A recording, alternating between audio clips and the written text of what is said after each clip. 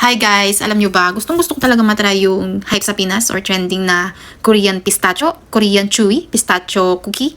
Kaso, ang hirap hanapin dito. Wala pa nagtitinda nun dito. And the same time, gusto kong gumawa kaso ma-process siya and magastos. So, hanggang tingin na lang tuloy ako ngayon sa social media. Hanggang lawi-lawi na lang. May nakita naman ako dito na parang kakulay lang ng pistachio. Kakulay. Ayan. So, ito na tuloy ang ating titikman ngayon. Para siyang mochi. Not sure. Para siyang mochi. Ayan o. Na color green.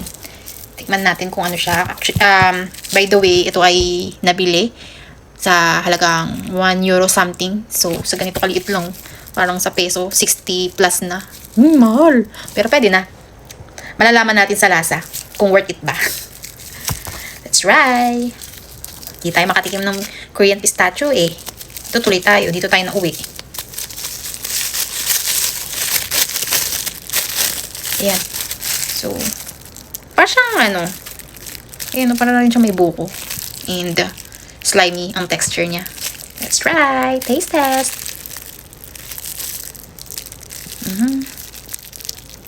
Ano kaya to? May feeling pa sa loob. Parang ano rin to yung trending sa Pinas Taste test.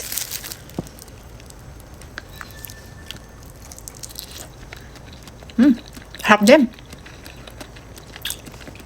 Parang siyang anong tawag doon? Pichi-pichi. Ito. Tapos may feeling sa loob.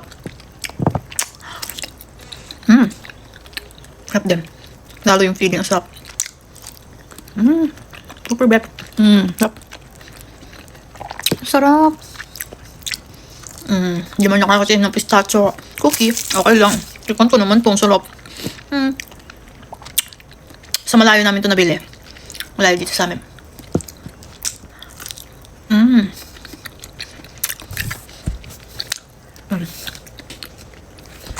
Actually, meron din butsi. Try din natin to. Yung kalahati, bibigay ko sa aking jusawa. Para matikman niya din kasi masarap. And ngayon, okay na, craving satisfied na. Ito try natin.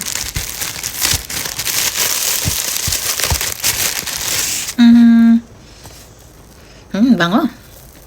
Try natin ito. Check. Sarap din. Ay, ang sarap. Parang parehas lang din ng ano, feeling.